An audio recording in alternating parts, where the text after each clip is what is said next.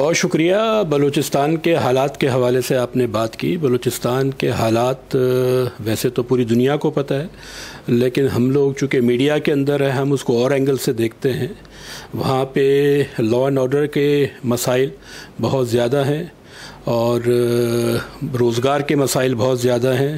بہت سارے ایریاز جو ہیں اس کے اوپر کام کرنے کی مزید ضرورت ہے۔ پچھلے دنوں موبائل فون سروس کا بڑا مسئلہ ہوا وہاں پہ۔ اب وہ تو ایک بات اپنی جگہ پر ہے کہ جی لا اینڈ آرڈر بہتر کرنے کے لیے موبائل نیٹ ورک بند کیا، لیکن پورے صوبے کا موبائل نیٹ ورک بند کرنا وہاں کی اکنامکس کے اوپر، وہاں کی زندگی کے اوپر، وہاں کے تعلیم کے اوپر جو ہے کیا اثر پڑ رہا ہے، کتنی قیمت کے اوپر ہم لوگوں نے جو ہے اس فون سروس کو بند کیا۔ ان تمام صورتحال کے اندر جو آج بلوچستان کے اندر ہو رہا ہے کہ آپ رات کو سفر نہیں کر سکتے، آپ موبائل فون نہیں چلا سکتے، آپ ادھر کی اکنامکس کو کیا کر رہے ہیں؟ بارڈر بند ہے، بارڈر اگر کھلا ہے تو اس کی ایک اور رشوت کا انداز ہے چلانے کے لیے، جو دیتا ہے اس کے لیے ہے، جو نہیں دیتا ہے وہ اس کے لیے نہیں ہے۔ تو میں یہی کہنا چاہ رہا ہوں آپ کے توسط سے کہ حکومت بلوچستان کو خصوصی طور پر بہت زیادہ سنجیدگی سے چیزوں کو لینا چاہیے۔